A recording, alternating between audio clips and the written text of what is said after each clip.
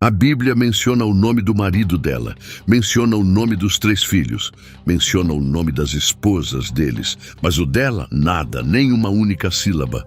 Ela viu o mundo inteiro mergulhar numa violência tão extrema que o próprio Deus se arrependeu de ter criado a humanidade.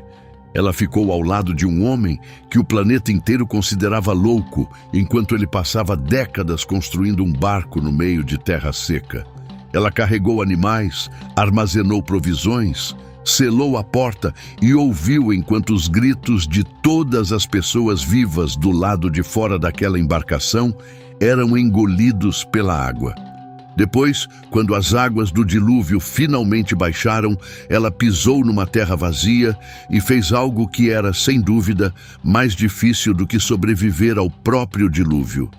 Ela ajudou a reconstruir a civilização do zero. E mesmo assim, a Bíblia nem se dá ao trabalho de dar um nome a ela. Então, quem era ela? Por que as antigas tradições judaicas, cristãs e islâmicas discutiram durante séculos sobre como chamá-la? E o que o silêncio das Escrituras sobre ela pode realmente nos ensinar sobre o papel que as mulheres tiveram no evento mais catastrófico da história bíblica? Para responder a isso, precisamos voltar ao início de tudo. Antes de Noé, antes da arca, antes da chuva. O livro de Gênesis pinta um quadro da humanidade primitiva que começa com uma promessa extraordinária e desmorona rapidamente. Depois que Adão e Eva deixaram o jardim, seus descendentes se espalharam pela terra. As pessoas construíam, plantavam, inventavam. Tubal-Caim trabalhava com metais. Jubal criou a música. A civilização estava se formando, mas algo sombrio se espalhava junto com o progresso. O capítulo 6 de Gênesis começa com uma das passagens mais misteriosas e debatidas de toda a Bíblia. Os filhos de Deus viram que as filhas dos homens eram bonitas e se casaram com todas as que escolheram. Estudiosos discutem o significado desse versículo há milhares de anos. Alguns acreditam que se refere a anjos caídos que cruzaram um limite que jamais deveriam ter cruzado. Outros interpretam como a linhagem de Sete se misturando com a linhagem de Caim, apagando a fronteira entre os que seguiam Deus e os que não seguiam. De qualquer forma, o resultado foi o mesmo. A humanidade se tornou tão corrupta, tão saturada de violência, que Gênesis 6:5 traz uma das frases mais devastadoras de toda a Escritura. Toda inclinação dos pensamentos do coração humano era apenas má o tempo todo. Não se tratava de uma sociedade com algumas maçãs podres. Era um colapso moral total. E então vem o versículo 6, que talvez seja a frase mais triste que Deus já inspirou alguém a escrever. O Senhor se arrependeu de ter feito o ser humano sobre a terra, e isso lhe pesou no coração. Deus, que chamou a criação de boa, que soprou vida no primeiro homem, que caminhava com Adão na brisa do fim do dia, agora olhava para o que a humanidade havia se tornado e sentia arrependimento. A palavra hebraica usada aqui para pesou carrega o peso de alguém em luto profundo e doloroso. O veredito foi a extinção. Todo ser vivo na terra seria varrido. Todo ser vivo, exceto uma família. Mas por que Noé? E mais importante, por que ela? Gênesis 6:8 apresenta Noé com uma frase que mudou a trajetória da história humana. Mas Noé achou graça aos olhos do Senhor. Num mundo onde os pensamentos de cada pessoa eram apenas maus o tempo todo, um homem de alguma forma permaneceu justo. O texto o chama de íntegro entre as pessoas do seu tempo e diz que ele andava fielmente com Deus. Agora, há um detalhe que as pessoas costumam ignorar. Noé já tinha 500 anos quando a Bíblia apresenta seus 3 filhos, Sem, Cam e Jafé. Isso significa que ele passou séculos observando o mundo apodrecer ao seu redor. Séculos escolhendo permanecer fiel, enquanto todos os outros abandonavam Deus por completo. Mas ele não fez isso sozinho, porque em algum momento desses 5 séculos, Noé conheceu uma mulher. Casou-se com ela. Construíram uma vida juntos. Ela lhe deu 3 filhos e ajudou a criá-los como homens fiéis num mundo que havia desistido completamente da fidelidade. Pense no que isso significa. Numa civilização tão depravada que Deus decidiu destruí-la, essa mulher ajudou a criar 3 homens bons o suficiente para serem salvos. Num mundo onde todo o coração era apenas mau o tempo todo, ela de alguma forma manteve seu lar de pé. Isso não é uma conquista passiva. É um dos atos de fidelidade mais extraordinários de toda a Bíblia. E mesmo assim, o texto nunca menciona o nome dela. Então, como o mundo antigo a chamava? É aqui que as coisas ficam fascinantes. A tradição mais aceita na literatura rabínica judaica dá à esposa de Noé um nome, Naamá. Naamá aparece em Gênesis 4, 22 como filha de Lameque, que era descendente de Caim, e irmã de Tubal-Caim, o primeiro ferreiro. Os rabinos no Midrash Gênesis Rabá identificaram essa Naamá como a mulher que se casou com Noé. Mas eis o que torna essa teoria ao mesmo tempo convincente e profundamente controversa. Se Naamá era descendente de Caim, isso significa que a esposa de Noé veio da linhagem amaldiçoada, a linhagem que construiu cidades, mas se afastou de Deus, a linhagem que produziu o primeiro assassino.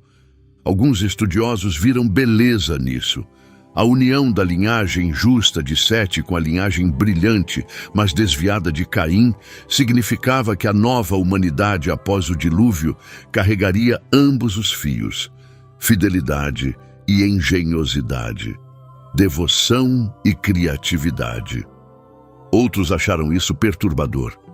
Se a mistura de linhagens piedosas e ímpias foi parte do que corrompeu o mundo em Gênesis 6, por que Deus permitiria que Noé se casasse com alguém da própria linhagem que ele estava prestes a julgar? Os rabinos tinham uma resposta para isso. Disseram que Naamá foi chamada de agradável porque suas ações eram agradáveis. Diferente do resto de sua família, diferente de toda a sua linhagem, ela escolheu um caminho diferente. Ela era a prova viva de que a sua origem não determina o seu destino. Mas a tradição judaica não era a única com uma resposta. E os outros nomes contam uma história bem diferente. O Livro dos Jubileus, um antigo texto judaico escrito por volta de 160 a.C., que não entrou no cânone bíblico, mas teve enorme influência, dá à esposa de Noé um nome completamente diferente, Emzara. Segundo os jubileus, Emzara era filha de Raquel, que era irmão do pai de Noé. Isso faz dela prima de Noé. Isso se encaixa num padrão bíblico recorrente em que homens justos se casavam dentro da família, estendida para preservar a linhagem fiel. Abraão se casou com sua meia-irmã Sara. Isaque se casou com sua prima Rebeca. Jacó se casou com suas primas Lia e Raquel. Se Emzara era da própria família de Noé, da linhagem justa de Sete e não da de Caim, isso muda completamente o quadro teológico. Em vez de redenção cruzando linhagens familiares, trata-se de preservação. Deus mantendo a linhagem fiel pura. Os manuscritos do Mar Morto, descobertos nas cavernas de Qumran em 1947, também fazem referência à esposa de Noé, embora os fragmentos estejam danificados e incompletos. O que os estudiosos conseguiram reconstituir sugere que a comunidade de Qumran se inclinava para a tradição de Emzara. Mas o mistério não termina com a tradição judaica. A tradição islâmica tem sua própria resposta e introduz uma reviravolta que ninguém esperava. Na tradição islâmica, Noé é conhecido como Nuh e é considerado um dos maiores profetas. O Alcorão conta a história do dilúvio em várias suratas, incluindo a Surata Hud e a Surata Nuh. Mas existe uma diferença fundamental. No Alcorão, a esposa de Noé não é retratada como uma parceira fiel que permaneceu ao lado do marido. Ela é retratada como alguém que o traiu. Deus apresenta um exemplo daqueles que não creram, a esposa de Noé e a esposa de Ló. Segundo os comentários islâmicos, a esposa de Noé, às vezes chamada de Waila ou Waila, em diversas tradições, rejeitou a mensagem do marido. Ela ficou do lado dos descrentes. Ela pode ter zombado dele junto com todos os outros que riam do homem que construía um barco onde não havia água. Em alguns relatos, ela não embarcou na arca. Ela pereceu no dilúvio junto com o restante dos incrédulos, incluindo, segundo o Alcorão, um dos próprios filhos de Noé que também se recusou a embarcar. Isso cria uma história dramaticamente diferente. No relato bíblico, a esposa de Noé é silenciosa, mas presente. Ela está na arca, ela sobrevive, ela ajuda a recomeçar a humanidade. No relato islâmico, ela é um exemplo de advertência sobre como até mesmo ser casada com um profeta não garante fidelidade. Então, qual versão é a verdadeira? A esposa de Noé foi a heroína silenciosa ou a maior traidora?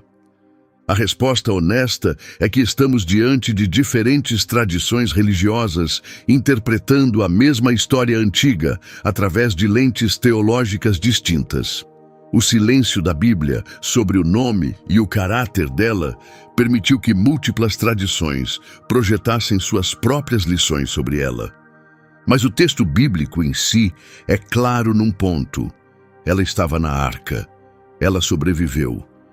Qualquer que fosse seu nome, quaisquer que fossem suas lutas, ela estava entre as 8 pessoas que Deus escolheu salvar. E agora chegamos à parte da história que a maioria das pessoas acha que conhece, mas não entende de verdade. A construção da arca.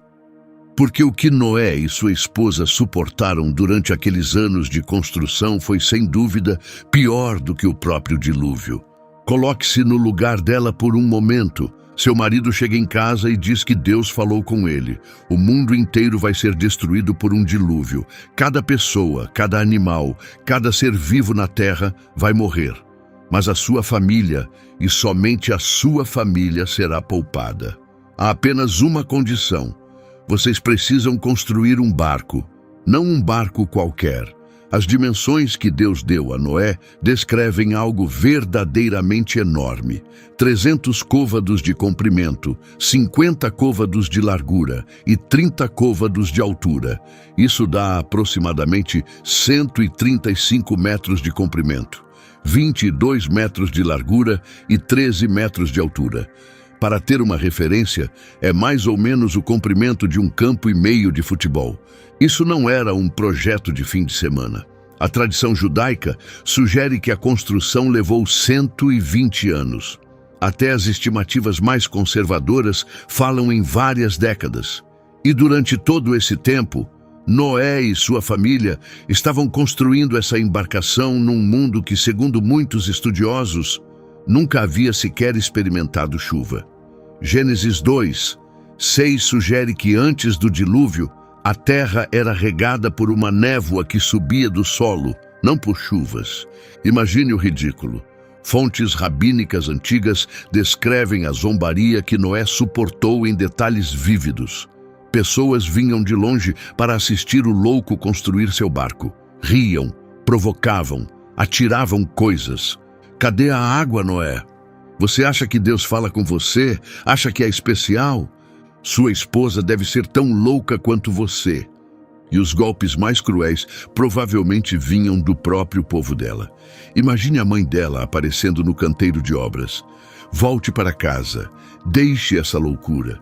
Seus filhos merecem uma vida normal. Ou a irmã dela se recusando a visitá-la porque os vizinhos estavam falando. Aquele tipo de rejeição silenciosa e pessoal que dói mais do que a zombaria de qualquer estranho. Essa é a parte de que ninguém fala. Cada insulto dirigido a Noé atingia ela também. Mas Noé tinha algo que ela talvez não tivesse: um encontro direto com Deus. Deus falou com Noé. Deus deu a Noé as instruções. Deus fez uma promessa a Noé. Será que ela também ouviu a voz de Deus? O texto não diz isso, o que significa que ela pode ter se sustentado com nada além de confiança na palavra do marido.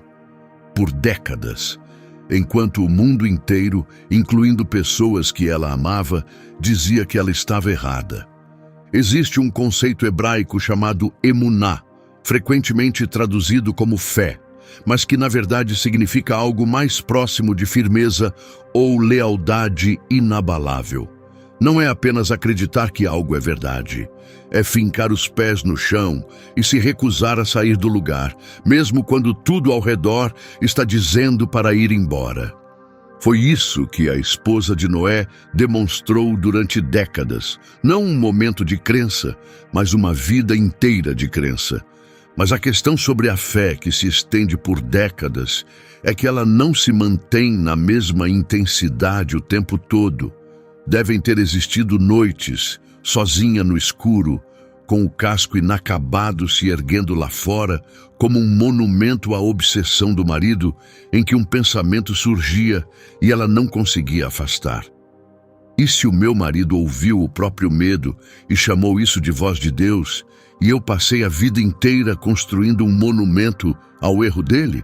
Ela não tinha a certeza de um profeta. Ela tinha a escolha de uma esposa, e a cada manhã ela escolhia ficar. Mas a esposa de Noé não estava apenas cuidando da própria fé durante aqueles anos. Ela tinha outra tarefa que a Bíblia ignora completamente, mas que teria consumido uma quantidade enorme de sua energia. Seus 3 filhos precisavam de esposas. Sem, Cam e Jafé tinham que encontrar mulheres dispostas a se casar com a família mais ridicularizada da terra. Pense no que isso significa. Não eram casamentos arranjados com famílias poderosas competindo pela honra. Ninguém queria sua filha perto da casa de Noé. O nome da família era motivo de piada. E mesmo assim, 3 mulheres disseram sim. O livro dos Jubileus dá os nomes delas. A esposa de Sem é chamada de Sedequetelebab. A esposa de Cam, Nael-Tamauk. A esposa de Jafé, Adataneses. Sejam esses seus nomes históricos ou não, o ponto é que as tradições antigas reconheceram essas mulheres como importantes o suficiente para receber nomes individuais, mesmo quando a própria esposa de Noé permanecia sem nome. Mas encontrá-las foi apenas o primeiro desafio. Imagine a conversa que tinha que acontecer antes de cada casamento. Em algum momento, a esposa de Noé, ou o próprio Noé, precisou se sentar com cada uma dessas jovens mulheres e explicar no que elas estavam se metendo.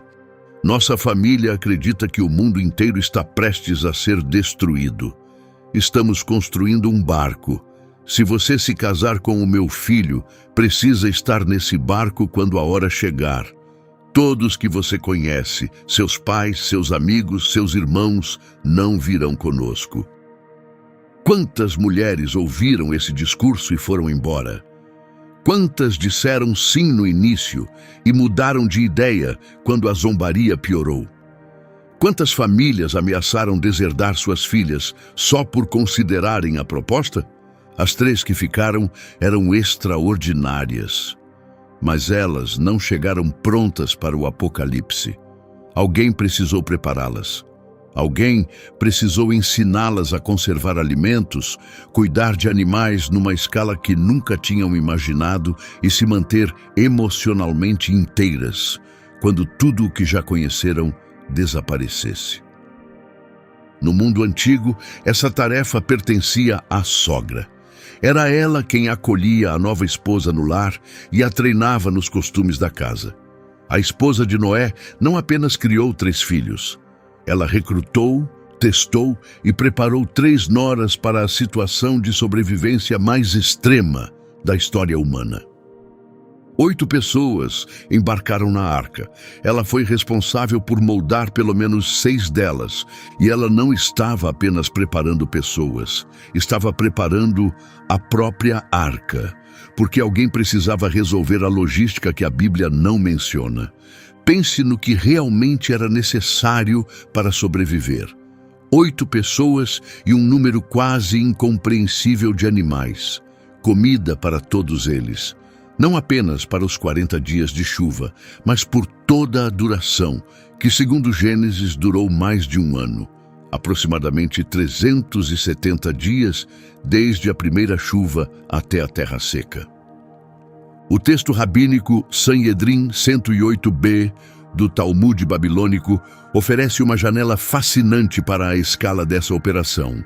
Segundo essa tradição, Noé e sua família não dormiram durante os 12 meses inteiros, porque os horários de alimentação eram extremamente exigentes. Espécies diferentes comiam em horários diferentes. Algumas eram noturnas. Algumas precisavam ser alimentadas a cada poucas horas. O Talmud descreve que Noé atrasou uma vez para alimentar o leão e o leão o golpeou, deixando-o mancando pelo resto da vida. Se um único atraso quase custou a perna de Noé, imagine o nível de organização necessário para manter esse cronograma funcionando por um ano inteiro. Alguém precisou criar esse sistema. Alguém precisou descobrir como armazenar grãos, frutas secas e ração suficientes para mais de 12 meses. Alguém precisou planejar a ventilação, a coleta de água, os turnos de descanso. Noé construiu a arca. Mas quem organizou o interior dela? No mundo antigo, a gestão do lar, a conservação de alimentos e o abastecimento eram tarefas que recaíam esmagadoramente sobre as mulheres. Ela tornou aquela embarcação habitável. E então o dia chegou. O dia que todos sabiam que viria, mas para o qual nunca poderiam estar verdadeiramente preparados. O capítulo 7 de Gênesis descreve o carregamento da arca. 7 pares de cada animal limpo, 1 par de cada animal impuro, 7 pares de cada tipo de ave, comida para todos eles. Então Noé, sua esposa, seus 3 filhos e suas 3 esposas entraram na arca. E então, o versículo 16 traz uma frase que deveria fazer você parar por completo. E o Senhor o fechou por dentro. O próprio Deus fechou a porta, não Noé, não sua esposa, nenhuma mão humana. A intensidade daquele momento é avassaladora. Todos que eles já conheceram estavam agora do outro lado de uma porta que Deus havia fechado. E ela pode ter tido família do lado de fora daquela porta. Pais que disseram para ela voltar para casa, uma irmã que deixou de visitá-la, amigas de infância que não conseguiam entender. E pense nas 3 noras. As famílias delas também estavam do outro lado daquela porta. As mães delas, os pais delas, as pessoas que as criaram. A esposa de Noé passou anos preparando essas jovens mulheres para esse momento. Mas nenhuma preparação torna mais fácil ouvir uma porta se fechar entre você e todos com quem cresceu. O texto não nos diz se ela chorou. Não nos diz se ela encostou a mão na madeira selada e sussurrou um adeus. Apenas nos diz que ela estava dentro. E eles não. Então as fontes do grande abismo se romperam.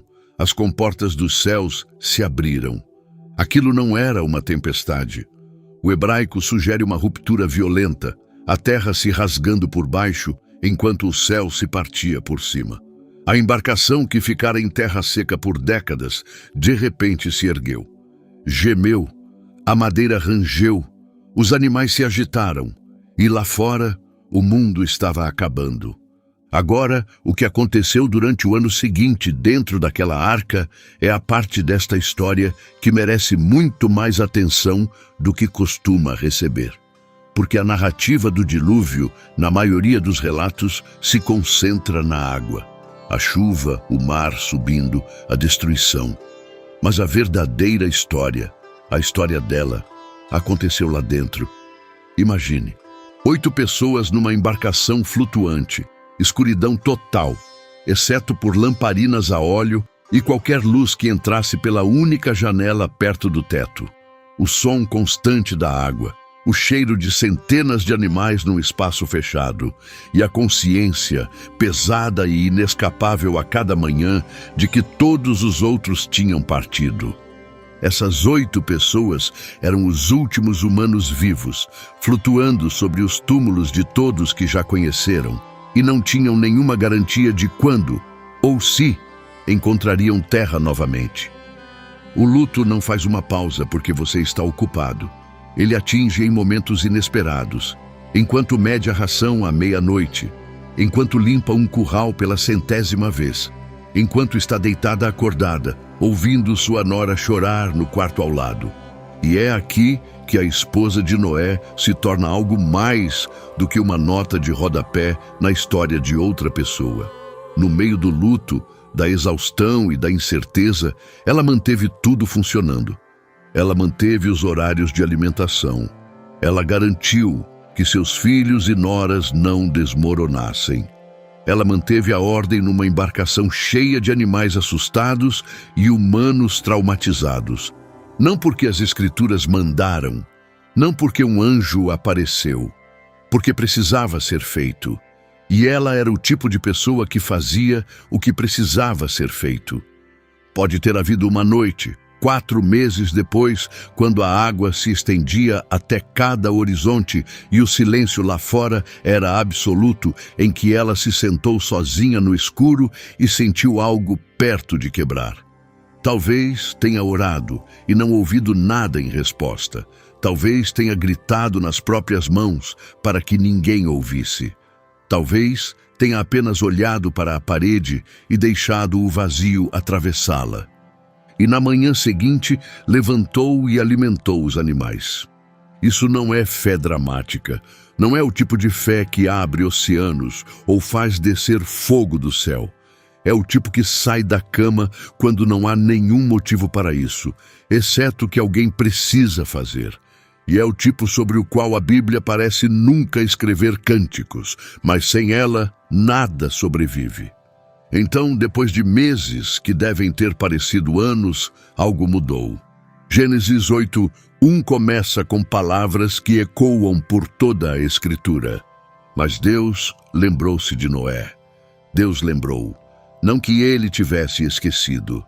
A palavra hebraica zakar significa algo mais próximo de voltar a atenção ativa para alguém. Deus direcionou seu foco de volta para essa pequena família flutuando sobre os destroços do velho mundo. Um vento soprou sobre a terra. As águas começaram a baixar. A arca pousou sobre as montanhas de Ararat. Então veio uma das sequências mais bonitas de Gênesis. Noé soltou um corvo. Ele voou de um lado para o outro, sem encontrar lugar para pousar. Depois soltou uma pomba. A pomba voltou porque não havia terra seca. 7 dias depois, soltou a pomba novamente. Dessa vez, a pomba voltou com uma folha fresca de oliveira no bico. Por mais de 1 ano, eles não viram nada além de água. Nenhum verde.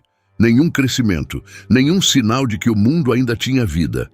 E então um pássaro volta com uma única folha que diz que a terra está se curando. Mais 7 dias, Noé soltou a pomba de novo. Dessa vez, ela não voltou. O mundo estava pronto. Deus falou novamente. Saia da arca, você e sua esposa e seus filhos e as esposas deles. Repare na linguagem. Saia, não vá embora. Como se Deus estivesse do lado de fora, dando-lhes as boas-vindas, e repare em quem é mencionado: Noé e sua esposa. Ela é citada especificamente. Qualquer que tenha sido o papel dela dentro daquela arca, Deus a reconheceu, ao lado de Noé. Eles pisaram numa terra vazia, lavada, sem construções, sem estradas, sem outras pessoas.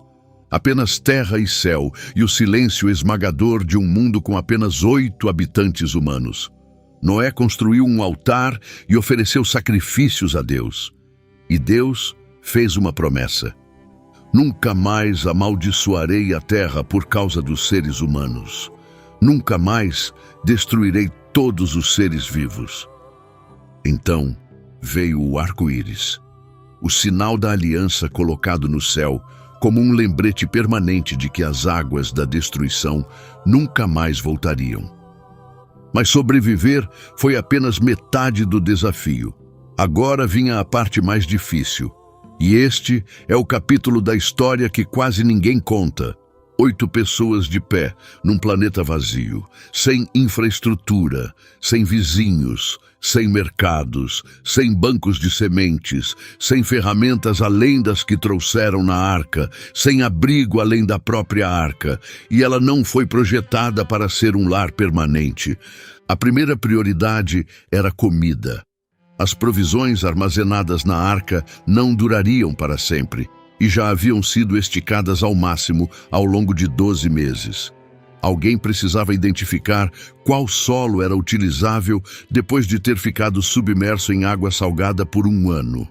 Alguém precisava descobrir quais plantas podiam crescer primeiro e mais rápido. Alguém precisava racionar o que restava enquanto as primeiras colheitas criavam raízes. E esse alguém, com toda a probabilidade, era ela.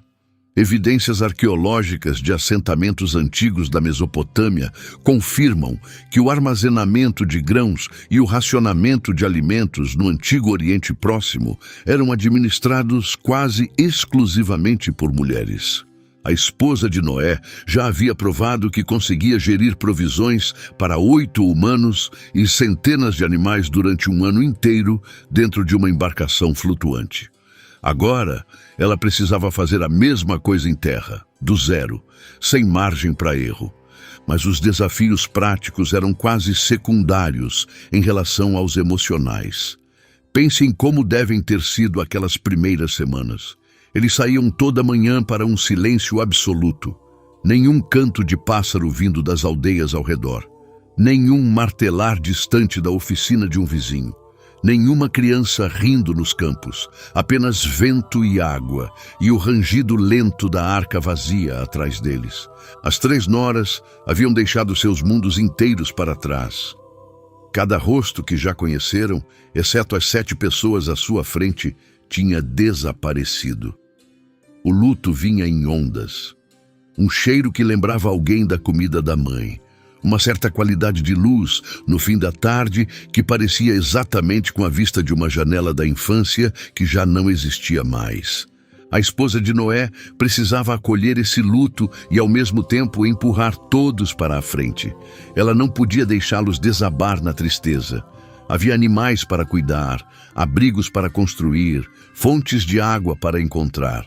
Mas também não podia fingir que o luto não existia, porque luto reprimido se transforma em amargura, e amargura num grupo de 8 pessoas sem mais ninguém na terra poderia destruí-los mais rápido do que o dilúvio. Ela precisava encontrar a linha entre honrar o que se perdeu e construir o que viria a seguir. Todos os dias, sem manual e sem precedente. E depois havia os relacionamentos. 8 pessoas em isolamento total, sob estresse extremo, sem nenhuma possibilidade de se afastarem umas das outras. Nunca. Quem decide onde construir o primeiro abrigo? Quem fica com o melhor solo para plantar? Quando o primeiro bebê nasce e uma nora precisa de descanso, quem cobre a parte dela no trabalho? Quando Cam e Sem discordam sobre ficar ali ou seguir adiante, quem media? A dinâmica familiar já é complicada quando você tem uma vizinhança para onde fugir. Quando a sua família é toda a população humana do planeta, cada conflito é existencial. Era ela quem havia treinado essas noras. Era ela quem havia mantido 8 pessoas juntas numa caixa flutuante por 1 ano. Era ela quem administrava essas dinâmicas agora. Devagar, com dificuldade, funcionou. Gênesis nos diz que Noé plantou uma vinha. Isso significa que a agricultura se firmou. Os animais que saíram da arca começaram a se reproduzir e se espalhar. Os 3 filhos e suas esposas começaram a ter filhos. A vida, frágil e nova, começou a crescer de novo sobre os ossos do velho mundo. Há algo que não recebe atenção suficiente. Quando a Bíblia diz que a família de Noé repovoou a terra, está fazendo uma afirmação impressionante sobre a esposa de Noé. Gênesis 9:19 diz claramente: desses 3 filhos de Noé descenderam os povos que se espalharam por toda a terra. Cada pessoa viva hoje, segundo a narrativa bíblica, descende de Sem, Cam e Jafé. O que significa que cada pessoa viva hoje descende da mulher que os deu à luz e os criou. Se Eva é chamada de mãe de todos os viventes em Gênesis 3:20, então a esposa de Noé merece o mesmo título para o mundo depois do dilúvio. Ela é a segunda mãe de toda a humanidade. Cada nação, cada cultura, cada língua, cada povo do planeta tem suas raízes nela. Gênesis 10, frequentemente chamado de Tábua das Nações, traça os descendentes de cada filho nas civilizações do mundo antigo. De Jafé vieram os povos da Europa e de partes da Ásia. De Cam vieram os povos da África e de Canaã. De Sem vieram os povos semitas, incluindo os hebreus e, eventualmente, a linhagem que leva a Abraão, Davi e Jesus. Tudo isso passa por ela. E tudo isso, cada civilização que surgiria dessas três linhagens familiares, carregou algo do que ela ensinou.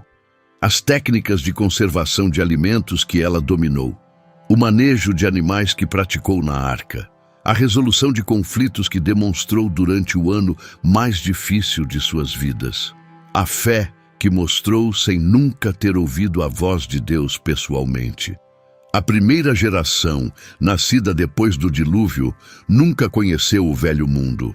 Tudo o que entendiam sobre como viver, como cultivar alimentos, como adorar a Deus, como tratar uns aos outros, veio das 8 pessoas na arca.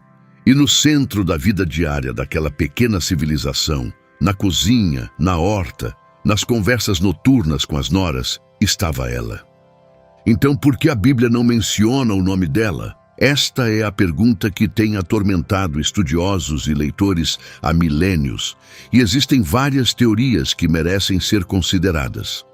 A primeira é a economia literária. Gênesis é extremamente conciso. Os primeiros 11 capítulos cobrem milhares de anos. Muitas mulheres em Gênesis ficam sem nome. A mulher de Ló, a filha de Jefté. O mundo antigo registrava a história através de linhagens masculinas, e nomes femininos eram preservados apenas quando desempenhavam um papel narrativo ativo. A segunda teoria é o foco teológico. A narrativa do dilúvio está estruturada em torno da relação de aliança entre Deus e Noé. As instruções, as promessas, tudo é direcionado através dele. Sua esposa está presente, é essencial e é salva, mas o texto mantém o foco na aliança. A terceira teoria, e esta é a que ressoa mais profundamente, é que a ausência de nome é, na verdade, o aspecto mais universal dela. Porque ela poderia ser qualquer uma. Sem nome, ela se torna cada mulher que alguma vez ficou ao lado de um homem em missão de Deus e não recebeu nenhum reconhecimento. Cada mãe que criou filhos num mundo hostil. Cada esposa que manteve tudo de pé enquanto o marido fazia o trabalho visível. Cada pessoa de fé que nunca ouviu a voz de Deus diretamente, mas escolheu confiar mesmo assim. O silêncio dela nas Escrituras não é apagamento, é uma porta aberta. E cada pessoa que já fez um trabalho essencial, que ninguém percebeu, pode atravessá-la. Mas há um capítulo final desta história que complica tudo. E acontece com o próprio Noé. Gênesis 9:20 registra algo profundamente desconfortável. Depois do dilúvio, Noé plantou uma vinha, bebeu o vinho e ficou embriagado. Ele se deitou descoberto dentro de sua tenda. Seu filho Cam viu a nudez dele e contou aos irmãos. Sem e Jafé entraram de costas com uma peça de roupa e cobriram o pai sem olhar para ele. Quando Noé acordou e soube o que Cam tinha feito, amaldiçoou o filho de Cam, Canaã. As consequências dessa maldição ecoaram por séculos de história bíblica. Mas há uma pergunta que ninguém faz. Onde estava a esposa dele durante isso? A mulher que manteve tudo junto na arca, que geriu um zoológico flutuante por um ano, que ajudou a reconstruir a civilização do nada. Onde estava ela quando Noé desmoronou? Estava de luto em outro cômodo? Já tinha visto os sinais e tentado intervir? Foi ela quem mandou Sem e Jafé cobrirem o pai? Não sabemos. O texto silencia sobre ela, como sempre fez. Mas o que sabemos é isto: a última imagem de Noé em Gênesis é a de um homem que tropeçou. E a imagem duradoura da esposa dele, mesmo sem um nome, é a de uma mulher que nunca tropeçou. A esposa de Noé não abriu um mar, não matou um gigante, não liderou um exército nem proferiu uma profecia. Ela fez algo mais silencioso e de muitas maneiras mais difícil. Ela acreditou sem ouvir a voz de Deus, trabalhou sem receber reconhecimento, resistiu sem quebrar, deu à luz um novo mundo sem que ninguém registrasse o nome dela. Mas talvez a Bíblia tenha acertado ao deixar esse espaço vazio, porque a história dela não é sobre um nome. É sobre o que significa aparecer, dia após dia, quando ninguém está olhando e ninguém está escrevendo nada. Ela salvou a humanidade, não com uma espada, não com um discurso, não com um milagre, com firmeza, com as mãos, com emuná. A Bíblia está cheia de mulheres que mudaram a história a partir das margens, e algumas delas não ficaram em silêncio. No próximo vídeo vamos contar a história de Jael, a mulher que cravou uma estaca de tenda no crânio de um general cananeu enquanto ele dormia na tenda dela. Esse vídeo está na tela agora. E se você chegou até aqui, já sabe que este canal vai mais fundo do que a maioria. Inscreva-se para não perder. Nos vemos lá.